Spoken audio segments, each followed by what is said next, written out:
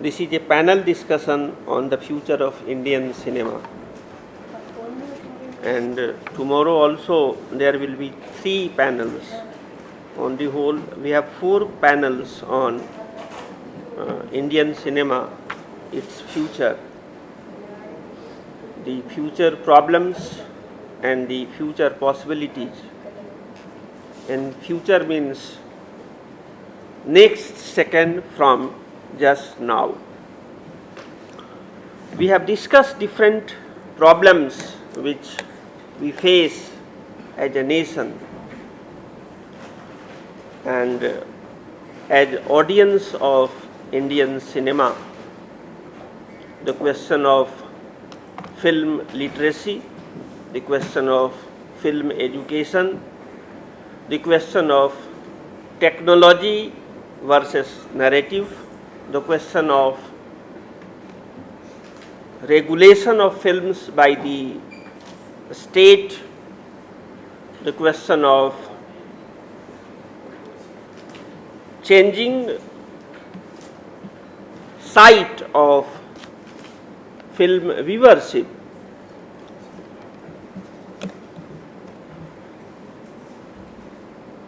the question of aesthetics, the question of liberating potential of cinema. There are many questions which we have to answer as future audience and future makers of Indian cinema. On the whole, there are 2 broader views about the future of cinema. Some people, like my esteemed friend Gautam Kaul, thinks that cinema as we know is dying.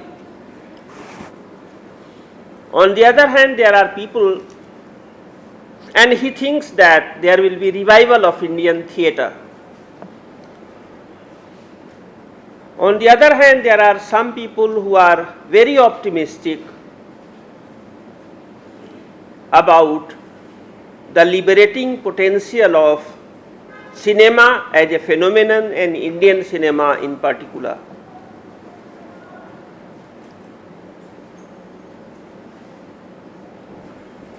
I have not decided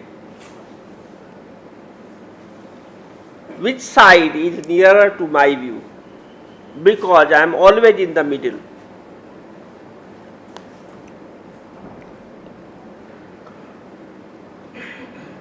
The reason is very simple. As I said in the inaugural session also, the meaning and experience of cinema in India has been civilizationally different in the Western India.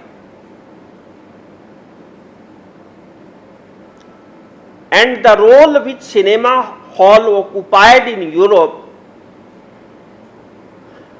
was not the same in India. This is a view which can be easily contested by many people. But I would like to underline 2 facts. And this is a question of light and darkness. As you know, in traditional cinema halls, both in the East and the West, cinema is viewed or watched or experienced in darkness. We switch off light,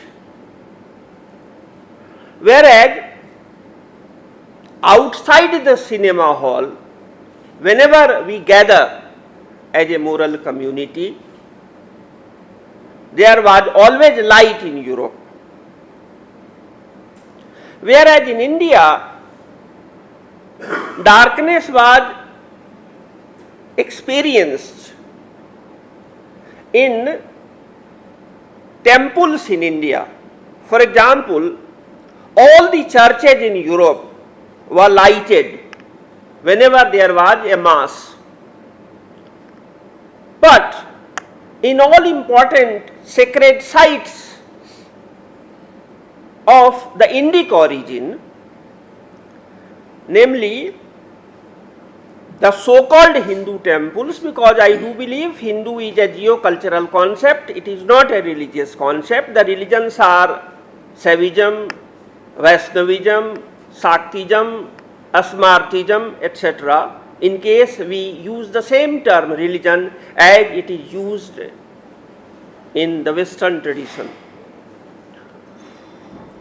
Therefore, I would like to argue that when cinema hall came in India, it was not a rupture in the public imagination of India, because people were going to temples where Garbhagriha was always located in the dark.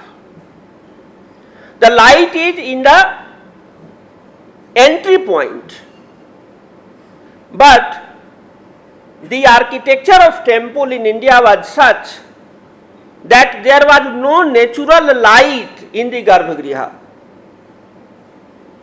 Therefore, when cinema hall presented a new experience of aesthetic experience, it was in continuation of the religious experience of Indians, and cinema hall was a functional equivalent for the city dwellers of India of temples. Whereas in Europe, cinema hall experience was a rupture in the narrative continuity of time. This I am saying because of two reasons. One, I said in the inaugural address that when cinema as a technology, as an institution, as a narrative form, as an artistic expression came in, family was disintegrating and churches were empty. There was huge migration to cater to the new industries in the cities, and since they came from different communities to a new society which Ferdinand Tönnies conceptualized and theorized about, therefore, in the city there was a need, a psychological need, not always conscious, but definitely in the subconscious. It was definitely not in the unconscious, it was in the subconscious, that you needed to feel the intimacy of your neighbors sitting in the next seat, you know. I am sitting with strangers whom I may not be knowing consciously, but together we are experiencing a phenomenon in the dark. We are not seeing or watching their face or, you know, touching their hands or body, but psychologically we are in communion, as if Hindus are celebrating in Kolkata the Durga Puja, or there is holy scene in Salem lawn. What I wanted to say is that no society can exist, if at all it is a society, without moral communion. It may not be in the profane time, that is the daily routine, but at least in the sacred time, annually, weekly, monthly, you need some opportunity, some forums to express the communion or feel that you are not alone in the world of strangers. Therefore, cinema was fulfilling, it was performing a very important psychological need to exist as a moral being. We are not only laborers who have come to the town to earn our living, rather in a strange community in the new world of cities and urbanization, we have a forum to express our psychological spiritual urge. this urge was not felt in India because there was continuity of time. You also know that modern Europe operates with a linear concept of time, whereas Indians operate with the cyclical concept of time. Therefore, the way Hindu calendars, or rather Indian calendars, because there is not one calendar of the so-called Hindu community, I have counted, there are more than 400, including the one proposed by the Nehru government, which is called the National Calendar or NC Lahari Ephemeris. Hindus have one celebration or the other almost every week. Therefore, the release of cinema on Friday was something which was easily understandable to Indians because Friday or Sukravar is very sacred to Indians because it is devoted to goddess. And in astrology, the planet Venus rules over Friday as well as finer arts.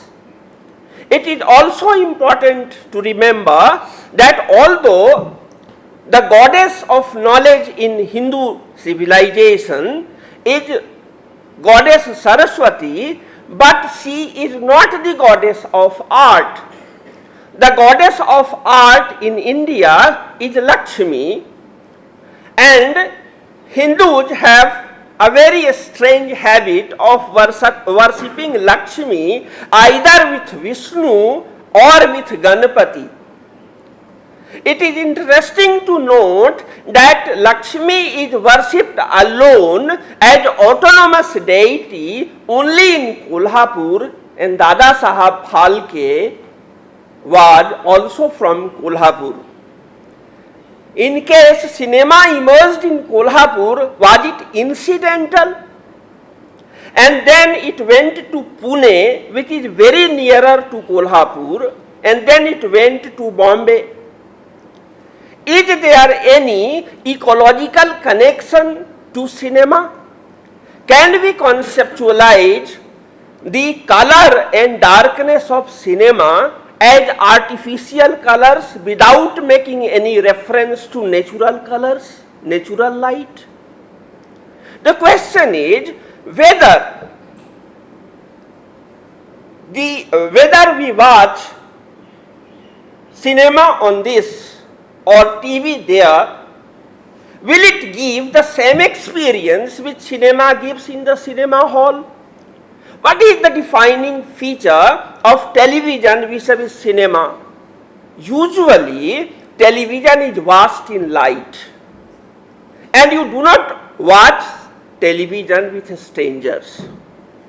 You usually watch television either alone or with your very near ones, related with blood and marriage.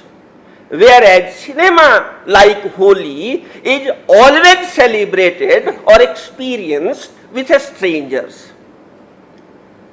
Therefore, we have to decide whether we are making judgments or making conjectures or hypotheses about the future of cinema only as technology or as aesthetic experience or as the essential condition of a moral community called human society.